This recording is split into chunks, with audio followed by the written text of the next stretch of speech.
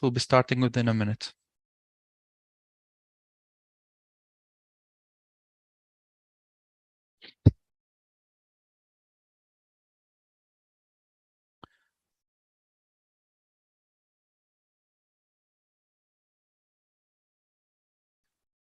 Thank you for joining us. We'll be starting within a minute.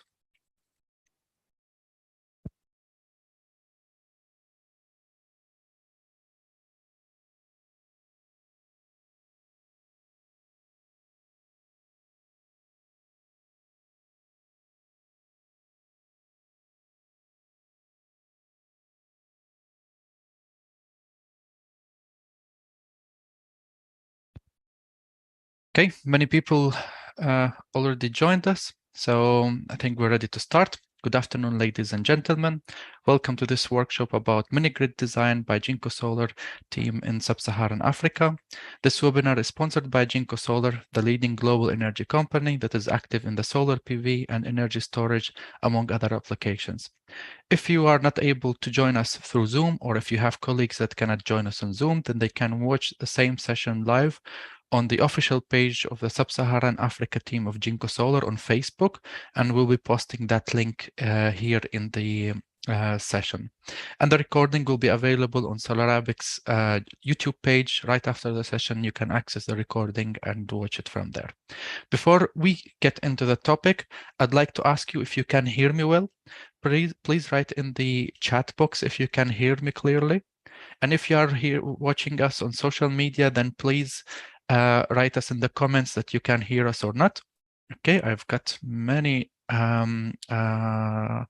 let's say responses saying that it's clear. I'm happy to get that. Thank you very much for confirming.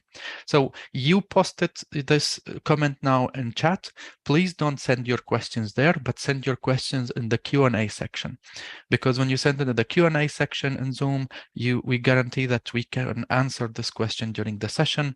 It is difficult to track these questions in the chat because of many messages, but in the Q&A we can do it. And if you are on social media, then please write your question in the comments and our team will pick up the questions from there. So I'll start with introductions. My name is Munif Barakat. I'm from SolarAbic, which is a must-visited renewable energy platform dedicated for the MEA region, the Middle East and Africa.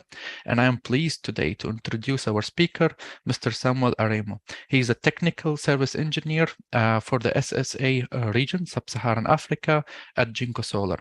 Samuel Aremo is an electronic and electrical engineer with experience in the renewable energy industry in Nigeria and Sub-Saharan Africa. His experience is mainly in the mini-grid deployment across Nigeria, where he has been part of and also overseen the development of several renewable energy projects in Nigeria. He is currently involved in technical support for many projects in Sub-Saharan Africa. Today, Samuel will be covering a variety of topics. There will be an introduction to mini-grids.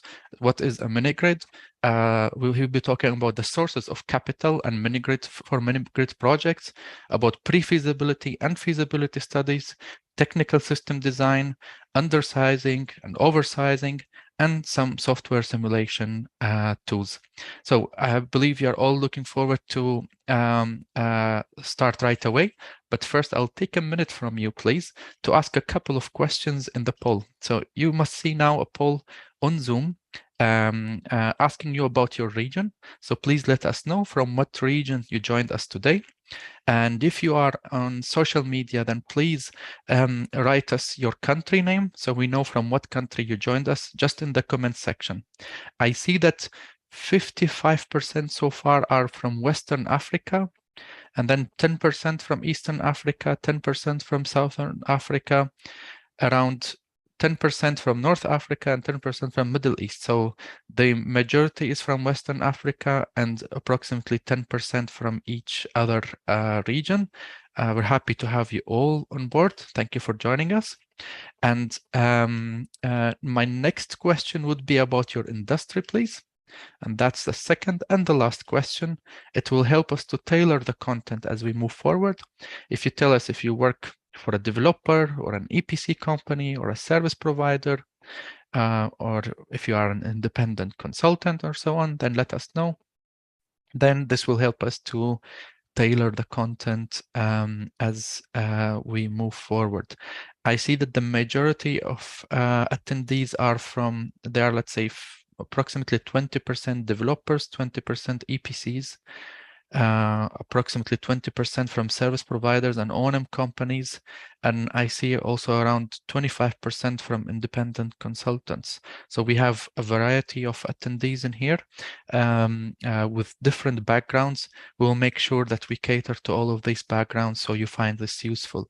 If you're on social media, please write the name of your company or what industry you are from, so you also get the chance to get to know each other, and we also know your backgrounds. So thank you very much for joining us today. I won't delay you anymore.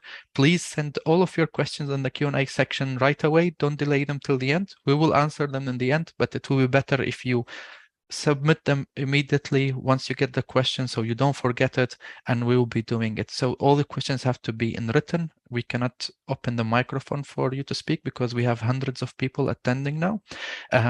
So please write in the Q&A section and for sure we'll get back to you. And now I'll hand over to Samuel. If you please open up your microphone and share your screen, and the floor is yours. Good morning, everyone. Good afternoon, good evening. Good afternoon. Thank you very much for the introduction, Muniz. And I want to appreciate everyone for joining. Let me go ahead and share my screen. Thank you. Yeah. Feel free to make it on full screen, and if you wish to also open up your camera, then you can do it. Then it would be great so people can see you as well. Okay, all works perfectly. Yeah, thank you very much, Muniz, once again, and You're I also welcome. appreciate every attendee for taking their time to join today. Like you mentioned, the topic for today will be on Minigrid design. Without much further ado, because we have a lot to cover, let's go into the topic. Firstly, I'll talk about Jinko Solar, the PV solution, and also I'll talk about the Minigrid. Then we'll move into source of funding for Minigrid projects. Then we'll talk about feasibility studies. Then we'll go into technical design. Then we'll have a general overview about the design. So Jinko Solar is a leading Chinese PV manufacturer. We've been leading in shipments for the past 4 years, and cumulatively, we've delivered over 100 gigawatts PV modules. Also, our market share is 12%, and our annual PV module capacity is currently at 50 megawatts. With huge investment in R&D, research and development, we'll be able to break over 19 records in both cell efficiency and module efficiency. Also, Jinko is well known for producing solar modules, but recently we've been providing solutions for our clients. Our solutions are categorized as PV Plus. PV Plus, we have about 4 of them, which are, we have the ESS solution, which is energy storage system. We have the solar lighting, we have the solar pumping, and also have the building, the BIPV, which is building integrated PV modules. Then for the ESS solution, we have 3 categories. We have the residential storage solution, which ranges from 1 kilowatt hour to roughly 50 kilowatt hour. Then for our CNI solution, we have from 50 kilowatt hour to 1 megawatt hour. Then for utility scale applications, we have a solution above 1 megawatt. So let's move on into the subject of the day. So I'll start by saying that electricity is an essential part of our life in the society today. But yet, a lot of people, or let me say communities, don't have access to this basic electricity, or let me say this basic need. So in 2015, several nations, world nations came together under the United Nations to talk about, to facilitate on how to accelerate the access to modern and clean electricity for rural communities and also for people that don't have access to energy. So that's why we have the SDG 7. So Minigrid is the use of renewable energy to provide quality electricity for people who don't have access to it, or let me say for communities who are isolated from the electric grid. So by definition, a mini-grid is a set of small-scale electricity generators interconnected to a distribution network that supplies power to a small localized community, and they operate independently from the national grid. Also, I've seen a lot of questions on what is the difference between mini-grid and microgrid. A mini-grid is a completely off-grid system, while a microgrid can work with with a centralized grid. So a microgrid can be off-grid and both on-grid. So back to Minigrid. Who can Minigrid serve? Minigrid can serve a wide range of customers, from the private household, commercial business like phone chargers, we have the chemists, the shop owners, and also agricultural loads such as irrigation, pumping, and the likes. And also for productive users like the welders, the barbers, the bakery, and the likes. And also we have semi-industrial users like the telcos. And also who are those who develop the mini grid? So we have various developers. We have the state developers, which could be the federal government or the state government or even local government. And also we have private companies. We also have communities. We've seen cases where communities come together to develop mini grid system for themselves. And we also have the NGOs that provide this mini grid system as well. And also sometimes you have a mix of public and private, government and private companies coming together to provide a mini grid for communities. So mini grid is it's capital intensive. It requires a lot of funds to start up. So developers look at various means to get this funding. And one of the ways they get fund, where they get fund from is through grants and subsidies. So grants and subsidies are what developers look for at least 30% of their investment cost, or let me say capital. You know, these are money, these are funds that don't need to be repaid. And they are provided by organizations like the World Bank. And in Nigeria, here we have the RAA, which is Rural Education Agency. You know, they provide these funds based on economic and social reasons, like climate change, SB 7 and 13. And we also have the equity.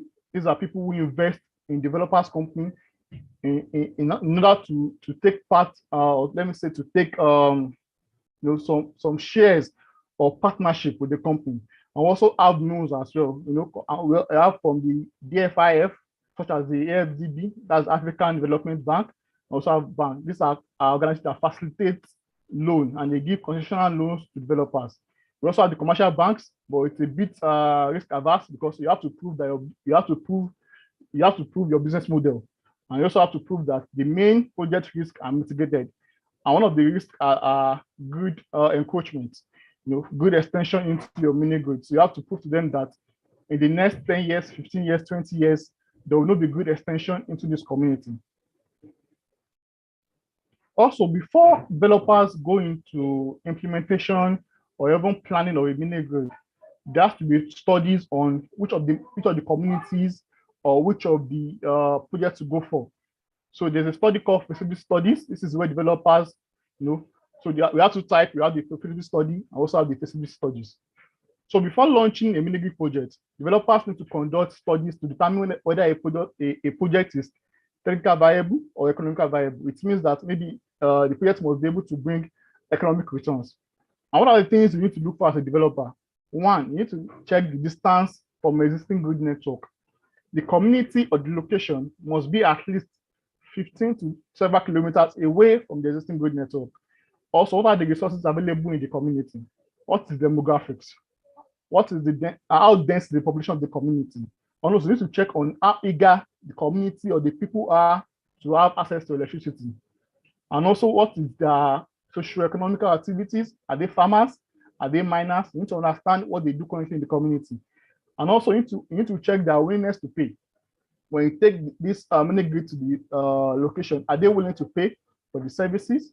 And also, after a feasibility study has been conducted, this is done majorly by someone in the community, by like a quarter person in the community. After you get this information, then you launch into a full-scale feasibility studies. So that are things you look out for. One, you go to the community yourself. You observe the community firsthand. This is when you meet with the local chief, or you meet with the communities with your team. You also have to sign an exclusivity with them, saying that no other developer will come to develop a mini grid in this place.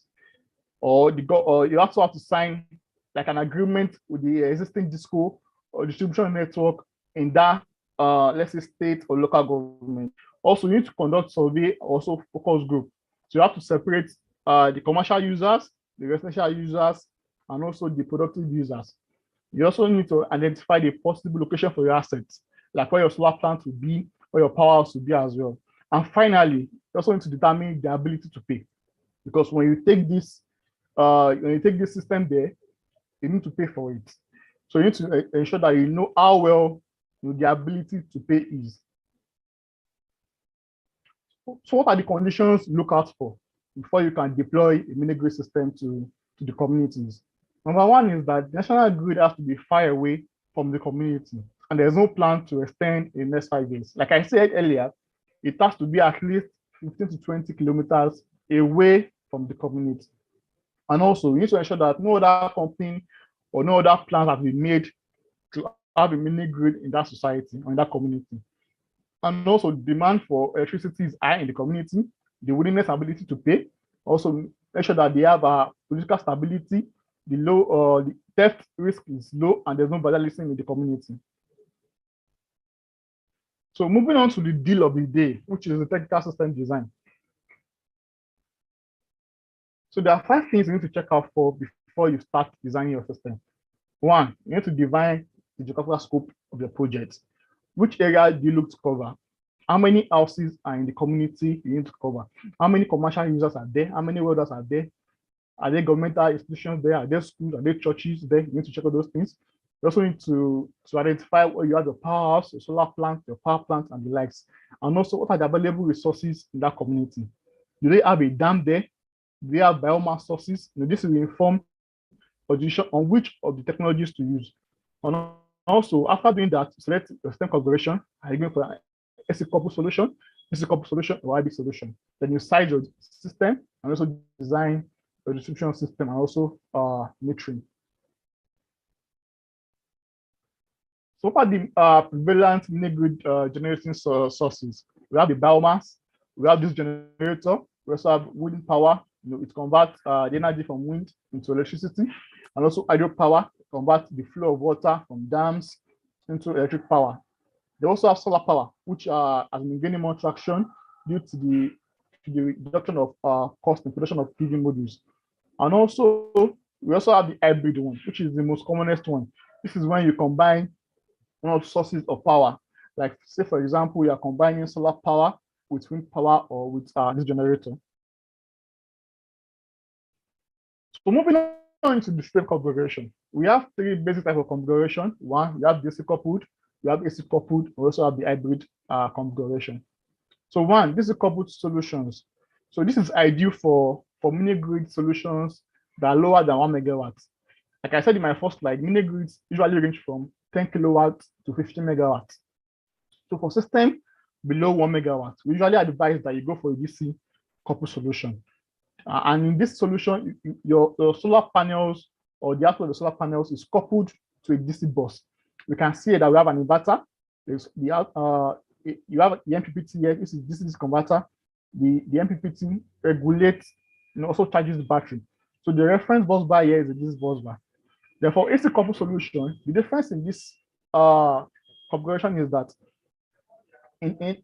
for DC coupled solution, which we actually have DC converters, which are like the MPPTs. But in the case of an AC coupled solution, you have the PV inverters. So the solar panels is coupled to an AC bus bar.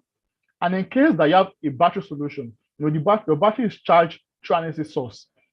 So your bidirectional inverter converts the AC power from the AC bus bar to this power to charge the battery. While in case of a DC coupled solution, your battery is being charged directly by a DC power. Then also you can have a hybrid solution where you have both DC coupled solution and also AC coupled solution. So moving on to mini-grid system sizing, you need to ensure that some requirements you need to meet for you to deploy your system. And one, the system has to be safe and meet local requirements. For example, in Nigeria here, we have NEC that regulates activities of power producers. So you need to ensure that you meet the requirement of these regulatory bodies, and also make sure that your system meets the user demand. If your user demand is 100 kilowatts, you have to make sure that at least it can cover for 100 kilowatts at all times. Then also be able to design a system based on the future demand. Because when you deploy a solution, it is likely that the community will develop. So the next 5 years, the demand might increase. So you have to set your system based on also future demands. Also make sure that your system is robust, and also reliable. Then also, what are the things we need to do when designing the solar mini-grid system? One, you need to understand the energy supply strategy. How do you manage the supply of electricity? Do you supply more in the morning or at night or during the day? You need to understand the load profile. What is the size of solar array you are deploying to the community? What is the size of battery bank you are deploying to the community? Are you using an hybrid system? And also you need to size your other BOS components and your inverter, your circuit breakers, your cables, and the likes. And also finally on your power distribution, you have to distribute power from the power plant, from the powerhouse to the communities, and also metering as well. So one, we look into solar load profile. So before you use simulation tools like OMA Pro, PV-Sys, you need to understand how the consumption of the community is going to look like. So what are the things to look out for? One, total load demand. What are the appliances, the machines they have currently in that community? You need to sum them up. Each houses, each shops, each welding point, each church, mosque. You need to sum up the total load in that community. And also, you need to understand what type of load they have in that community. Do they have inductive loads? Do they have capacity loads? Are they all resistive load? So you need to understand what kind of solutions, what kind of appliances they have in the communities. And also you need to understand the load consumption pattern. So this depends on the type of customers you have, on the economic activities in the communities. For example, if they are farmers, they go to farm in the morning, it means they won't really consume much energy in the morning. When they come back in the day, definitely demand for energy would definitely increase. So you need to understand the consumption pattern of the community, and also type of consumers. How many household consumers do you have? How many shops do you have? How many phone speakers do you have? How many welders do you have? You need to take all these things into consideration. And also the seasonal variation, because solar, we are going to use a solar hybrid solution. That means a major power source is solar panels. And for all renewable energy sources, they depend on season, on weather. So you need to understand the seasonal variation of that community. And also, finally, the potential for increase in demand. Like I said, when you deploy the solution, it's likely that the community is going to develop in the next few years. So you need to design your system based on that. Your system can meet the requirements in the later years.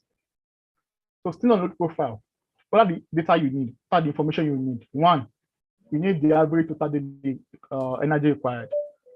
You also need the peak load. You need the average peak average load, also the average load during the day, and also average power during the day. And these are the tools and the data we use to design our system. So after conducting a load profile, what are the values we are going to get? So one, you have your peak load. Like I explained initially, your peak load is a summation of all total appliances in the community. So you go through all the houses, the church, the mosque, the centers, you sum up all the load in those communities. And the peak load after an assessment here is 120 kilowatts.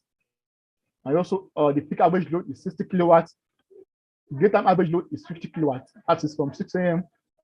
to 6 p.m. So after you have conducted a load profile, you analyzed how you expect the community to consume energy. So the daytime average load is 50 kilowatts. Nighttime average load is 8 kilowatts. So what are the purpose of this data? What are we going to use them for? One, for battery bank sizing or inverter sizing, which converts DC power from either your battery, your solar into AC power for the community. And also solar PV sizing. Like I said earlier, solar panels will be the major source of our energy. So you need to size, you need this data to size solar panels. And also, if you're going to use an external energy source, let's say this generator, these values are very important for you to determine what size of generator you'll be providing for the solution. So here I have a little energy consumption analysis. So, like in this previous slide, we really have the power. So to determine the energy consumed per day at night, so I'm doing a little calculation here. So energy supply per day. So during daytime, the average load is 50 kilowatts. And from 6 a.m. to 6 p.m., we are estimating that the community is going to have a demand of 50 kilowatts from 6 a.m. to 6 p.m., meaning that the energy consumed during this time will be 50 kilowatts by 12 hours, which will give us 700 kilowatt hours. Times energy consumed from 6 a.m. to 6 p.m. will be 700 kilowatts. Then also energy consumed at night time. Remember, I said nighttime average load is 8 kilowatts. So from 6 p.m. to 6 a.m., the load demand is 8 kilowatts, and the time range is 12 hours. So to get the energy consumption between 6 p.m. to 6 a.m., we are going to multiply 8 kilowatts by 12 hours. We're going to have 96 kilowatt hours. So what is total energy consumption per day? It will be the summation of energy consumed in the morning from 6 a.m. to 6 p.m. in addition to the energy consumed in the night from 6 p.m. to 6 p.m. to 6 a.m. So we have 700 kilowatt hour plus 96 kilowatt hour, which is 796 kilowatt hours. And also, like I said, solar power or most renewable energy sources depends on weather, depends on season. So we need to consider that what if the radiance is low during this day, or we have a bad weather, or it is raining. So we need to consider that. So we have two options there. Either we use a battery, we use a battery backup, supply energy during these times, or we have low sun or there's a bad weather. We can also go for a generator set. So we can use a generator set to back up at this time. But we'll be going for a battery solution, so we can have a completely zero emission from our solution. So considering low sun or bad weather. So I've said that let's say there's bad weather, or the intensity from the sun is low for 6 hours.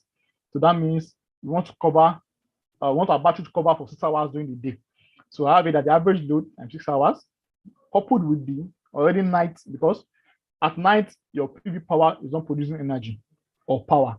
So your battery comes on at night. The solar panels or solar power charges the battery during the day, and when there is no energy from the solar panel or power from the solar panel, the battery feeds the inverter to convert DC power to AC power from the communities. So we have 8 times 12 hours plus our contribution for low sun or bad weather, which is 50 kilowatts times 6 hours. The kilowatt was getting from this peak average load during the day. So we have 396 kilowatt hours. So moving on to battery bank capacity. So this is a thing, this is our Oversizing. We decide the capacity of the battery.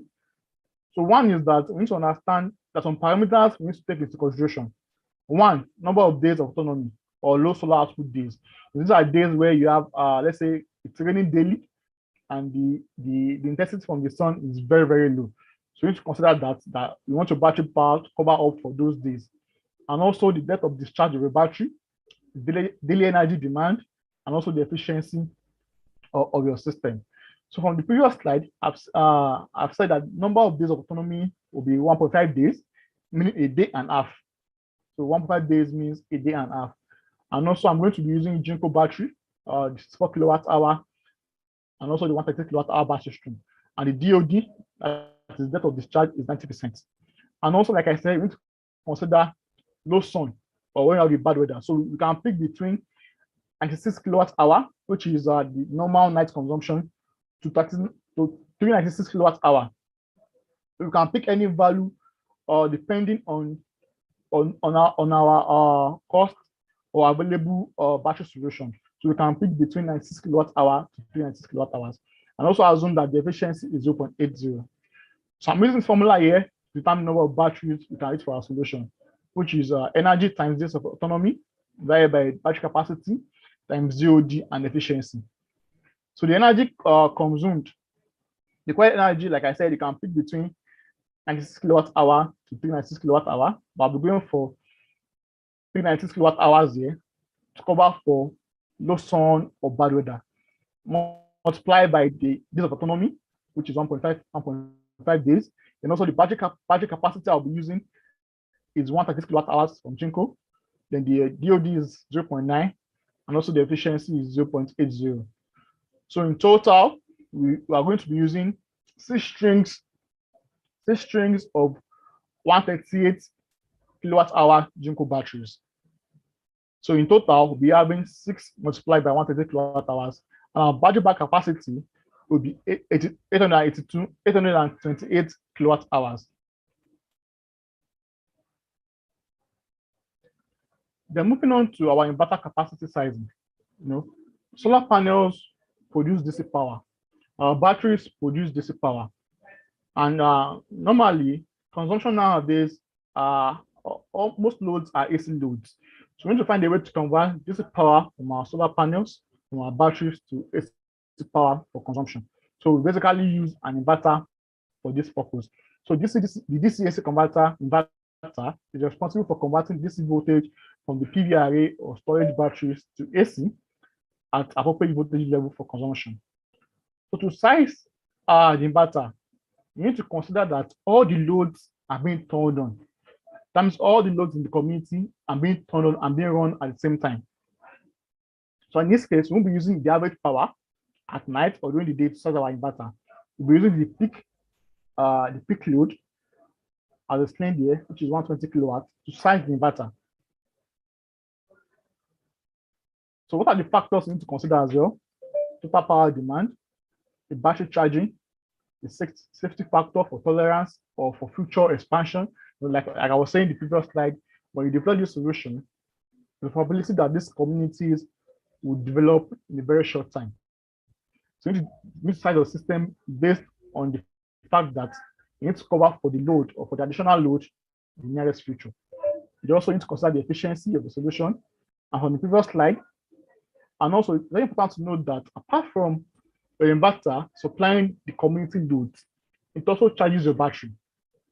So the inverter does two functions.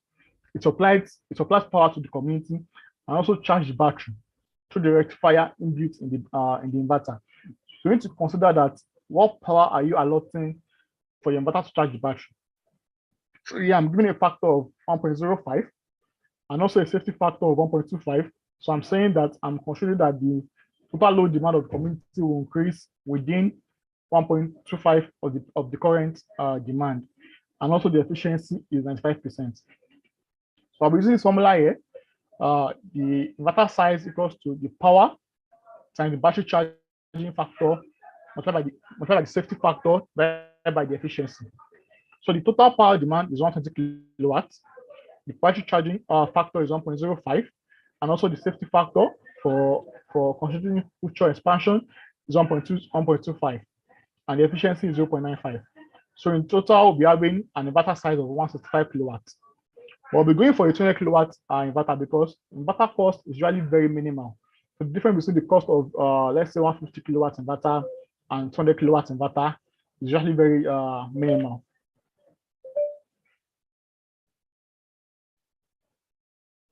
So moving on to solar plant capacity. Ideally, you need to understand how much power solar panel can produce. How much energy can the solar panel or solar array produce in a day? And this depends on location. So solar, the power potential of solar panels depend on the solar intensity, or let me say the radiance of the location. And we can see from this graph, different locations have different power potential. We can see that's for Africa. So we can see the values here. For Chile or Argentina here, we have roughly 2,337 kilowatt hour per kilowatt peak per day. And in Africa here, we have roughly from 1314 to 1607. So that means if you install a 1 kilowatt system in, let me say, North America, let's say Tunisia here, and you install a 1 kilowatt system in Nigeria, they won't likely produce the same energy per day. So considering Lagos, for example, using this map, we can see that the peak sun hour, that means when you have full sun intensity in Lagos is 3.6, and you install a system of 1 kilowatt, it means that this system is likely to produce energy of 3.6 kilowatt hour in a day. And let's say you install this same system, this same 1 kilowatt system, in a country like Argentina or Chile, this system will produce roughly 6.4 kilowatt hours per day. So you need to understand, you need to consider the location of which you are deploying your system to be able to meet up with the energy demand of the community. So what are the other factors that determine the power potential of our system? One, the tilt angle, the orientation, like I mentioned earlier, also the weather of the day. And we also have the season.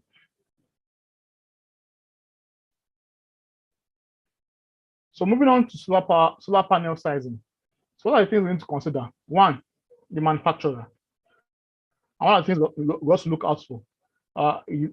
Is this company bankable? Are they going to go bankrupt in the next few years?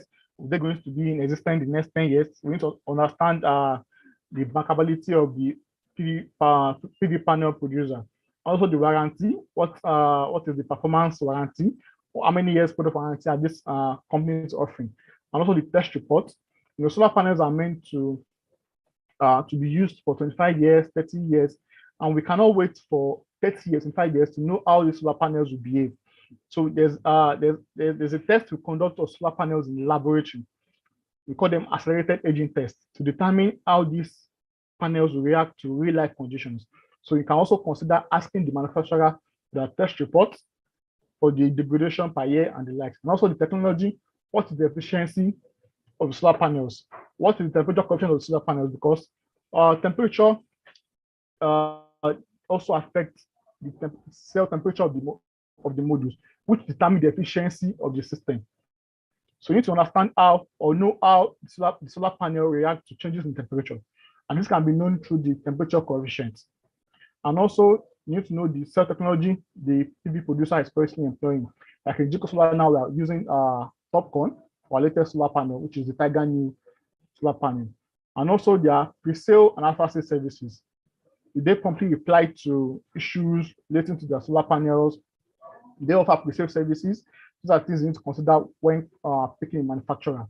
So what are the factors you need to design to know the quantity of panels or the total power of panels you need for your project? One, total energy demand, the inverter size. So you need to consider power clipping as well, because most inverters give an allowance of 1.5. So you can size, for example, for a 250, for a 200, for 100 kilowatts inverter, you can put the solar panel or solar power of 150 kilowatts.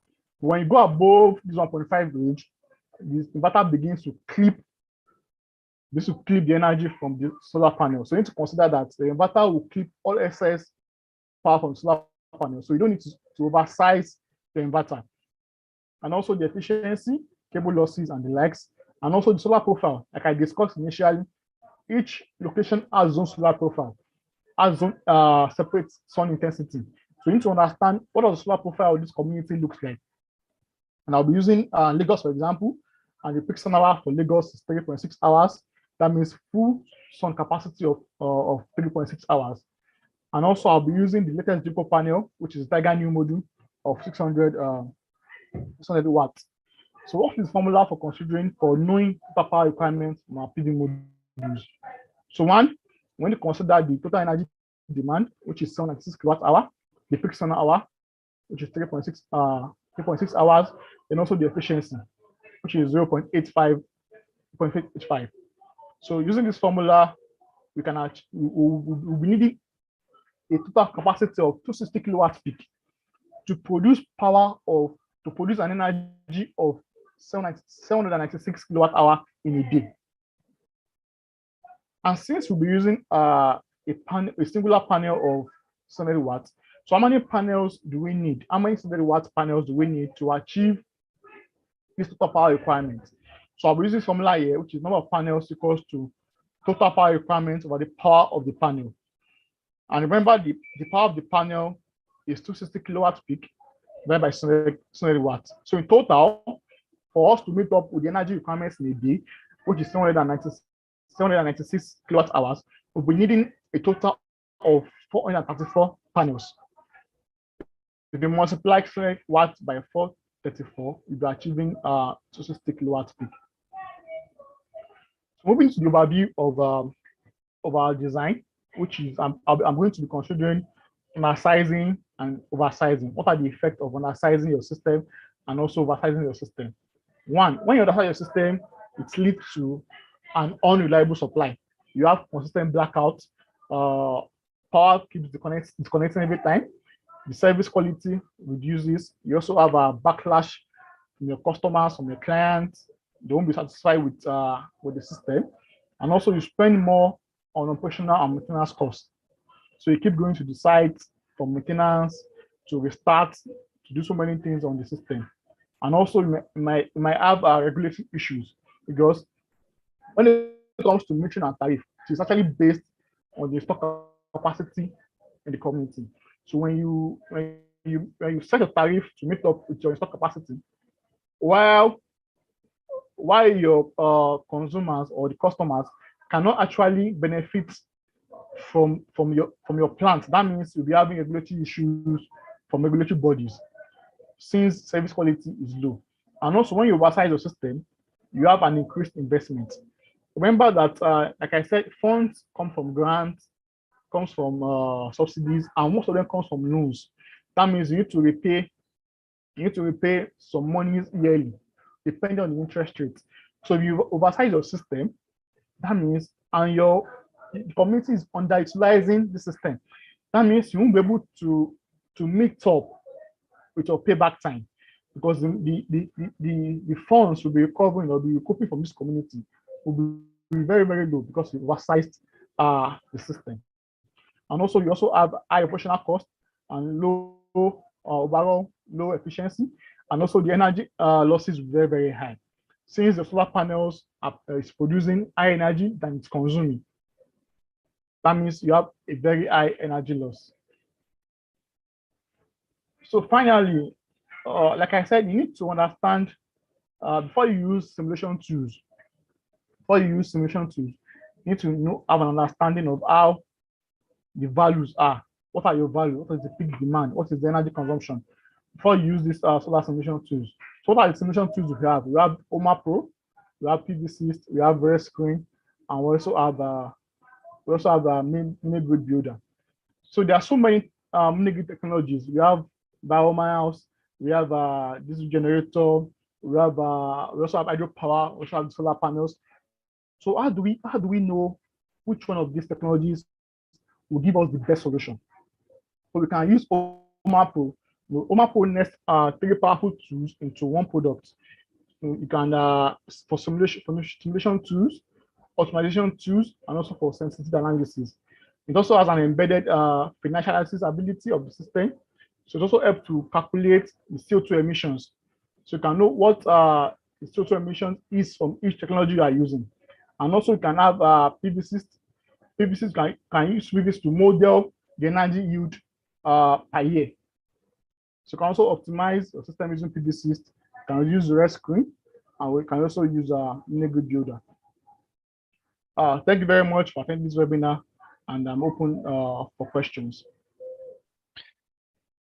Thank you very much, Samuel, for this informative session and the clear explaining. Actually, you motivated plenty of questions.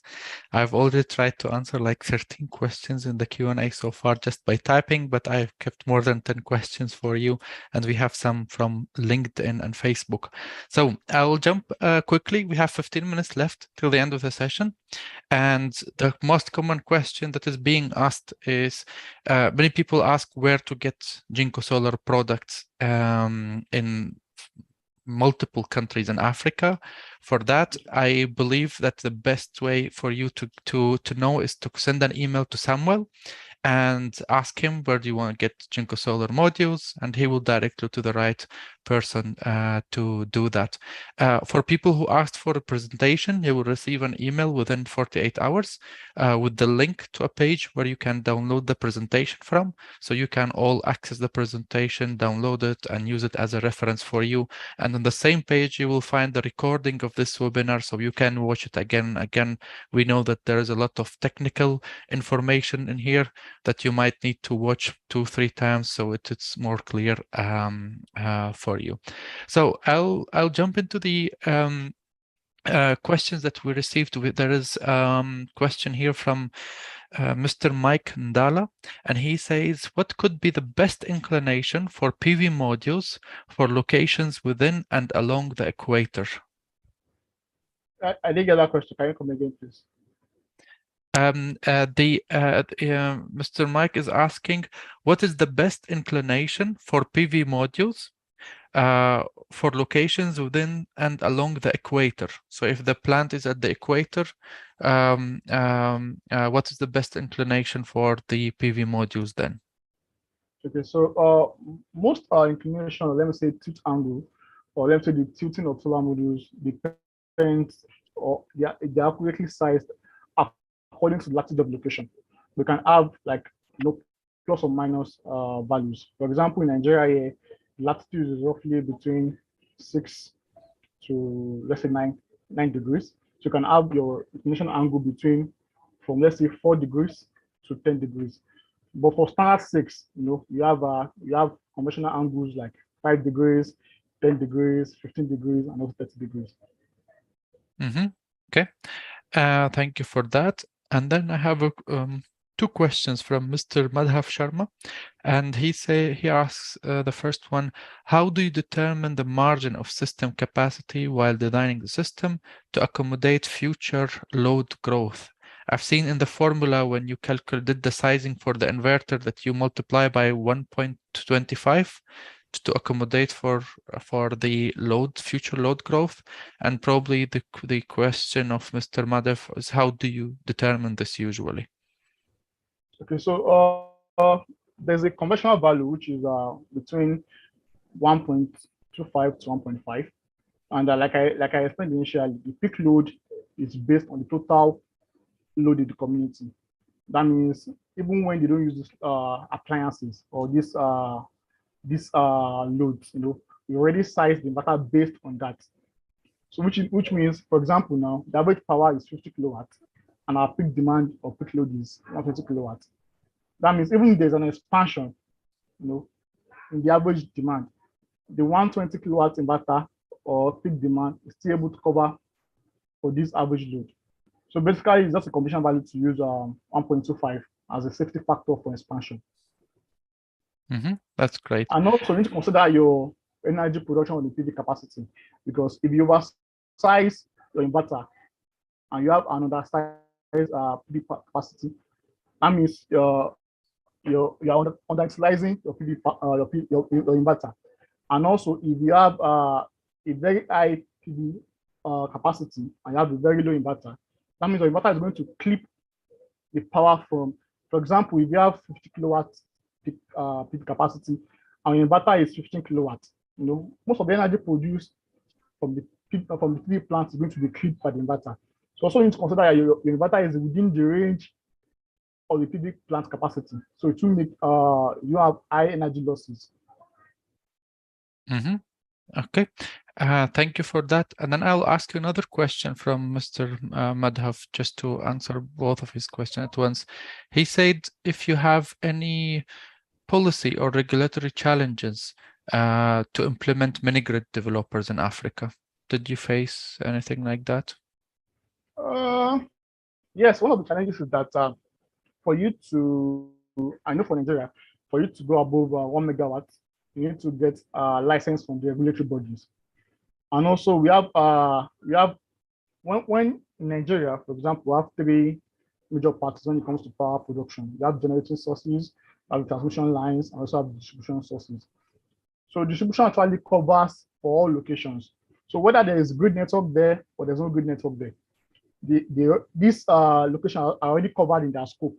So for you to deploy mini-grid to these locations, you need to also get a license from the distributors for you to deploy your solutions to the communities.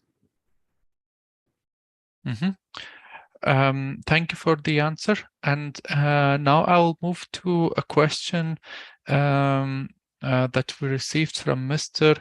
Leonard Masvaya, and he says that these softwares for PV modeling, are they like open source or are they paid? Can you recommend some softwares maybe that are paid or not paid? Okay, so all of them are paid, but you can get a 30 days free trial.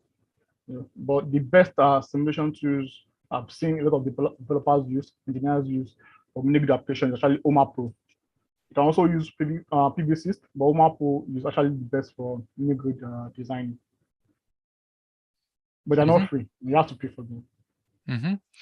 And then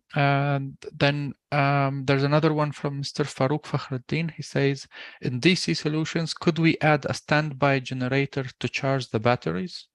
Yeah, definitely. You can also add a DC if the cost of your battery solution is too high.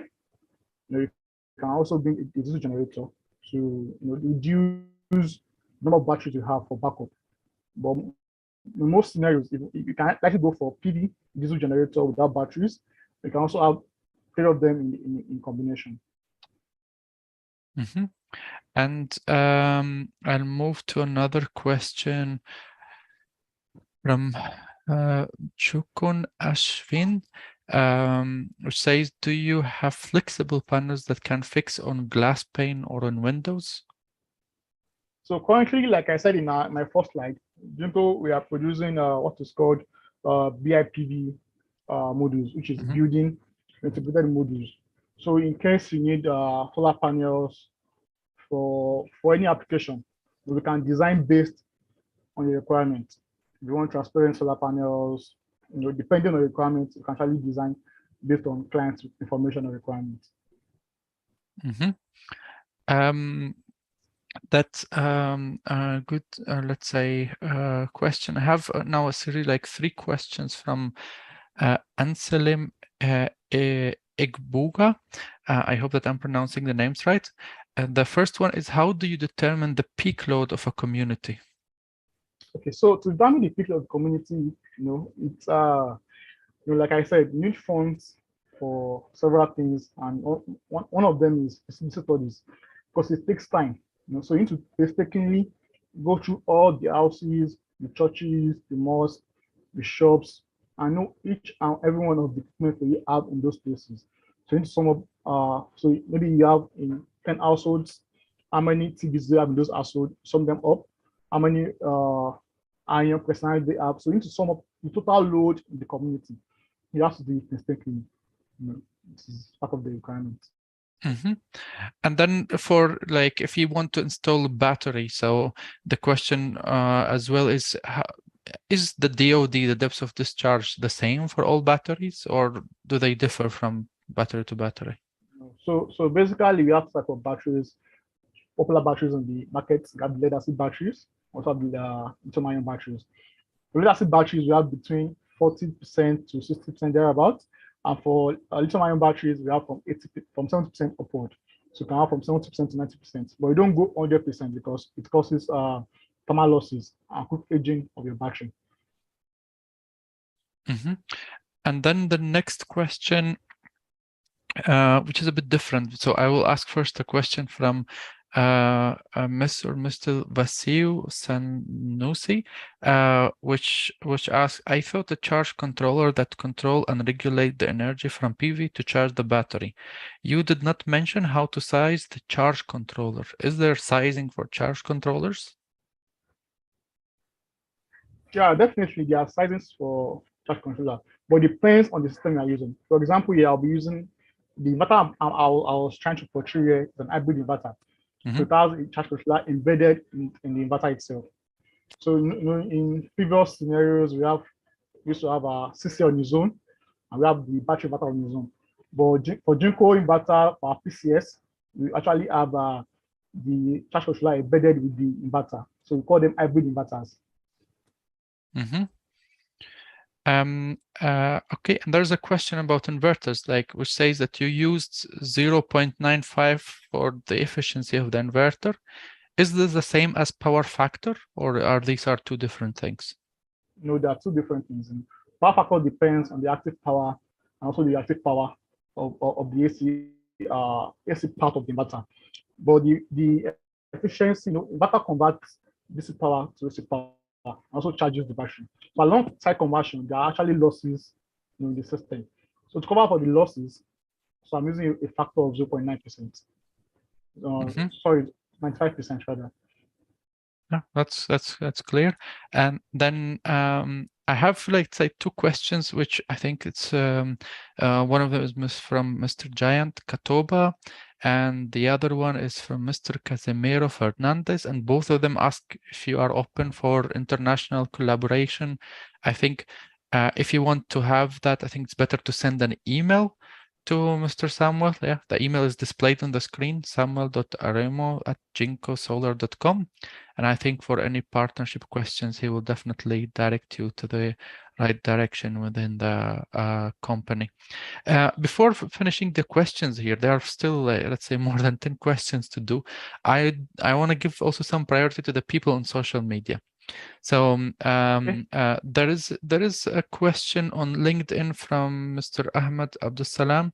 He says, how we get the number of days of autonomy? How do you estimate that? Yeah, so it's actually a rough estimate, and also when you do your professional studies and financial studies, this community can tell you how long they can have, like say, rainy days. In some communities they have like 3 days non-stop, some 2 days. So from information you get from this community, you can also be able to know how long they have maybe no sun or bad weather, as the case may be. And also it depends on the available funds you have, because if you are using a batch solution and you go for, let's say, a DOA of 3 days, I mean day of autonomy of 3 days, that means you're having three times of the initial batch capacity I meant to have. So most times it's usually okay to play in between 1 day and 2 days, so you don't oversize your system. Okay, understood. And then there's a second question from Mr. Ahmad Ali. He says, what is the reference voltage of Minigrid system? Will DG be working in parallel? Yeah, it depends on your system, and also you are going to be having a 3-phase distribution network. So that means the voltage will be 415 volts. If you are going to be having just let's say 1-phase distribution network, to be between 220 volts to 230 volts thereabout. Okay. Then we still have 2 minutes left. Let's try to answer at least a couple of questions. There's a question from Mr. Charles Bartels Ishun. He says, if we can talk about off-grid and hybrid topics in the coming webinars, maybe that's good feedback to know that there is demand for that. And then there is a question from Mr. Rashid, who says, if the power demand grows synchronously with the change in solar irradiation, how would this affect the PV system, combiner box, and inverter? So, like, if there's a variance, it seems like in irradiance, so how would that affect the sizing of the system for inverters and the PV side? For PV size, it definitely affects it, because I said your power potential from the PV depends on the radiance of the location. So during your studies in the communities, you need to understand what is the radiance like in this community, to be able to determine how much energy the solar PV is going to produce. But inverter don't actually produce power. They only facilitate the transfer of power from DC to AC. So it affects your PV power production, definitely. Okay. And then just a couple of questions, very quick ones from Mr. Bashir. Can we use the storage for solar systems for more than 1 megawatt? So do you have storage system for more than 1 megawatt at Jinko Solar? Yeah. Yes, definitely. We have a battery solution for 1 megawatt, 8 megawatt hour, depending on the client's requirement. We can provide solution for any energy requirement. Okay. There's a question from Mr. Abdul Majid Musa Yarima, who's asking if he can, what kind of software he can use. I recommend that you send an email to Mr. Samuel, who will help you to select maybe the software, or give you a couple of links, or send me an email. I can also send you a couple of examples. There's a question from Ethiopia. How can we become the agent of Jinko Solar in Ethiopia? I think you also the same answer. Please send an email to Mr. Samuel. He will definitely guide you in the right direction for Ethiopia or any other country in Africa. So apologies, the many questions came now in the last minute, but we have reached the end of the session and we can't really go beyond that just to save everyone's time. I wish to thank you, Samuel, for this informative and useful presentation. A lot of learning for everyone. I think it was obvious from how many people remain with us till the end of the sessions, the tens of questions that we have received. We received more than 50 questions, so that was really then you stimulated people's thoughts and ideas. That's very helpful. Thank you for that.